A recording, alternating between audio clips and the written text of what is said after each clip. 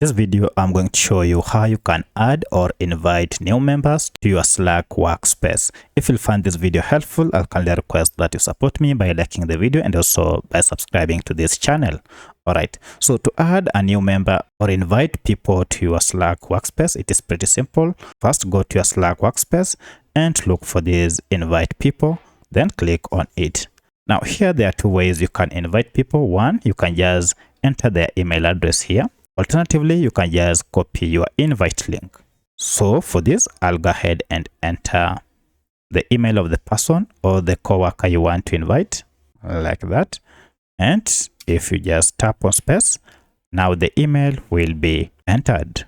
To send the email, go ahead and click on send. Now this will go ahead and send the invitation to this person. And as you can see, you have invited one person.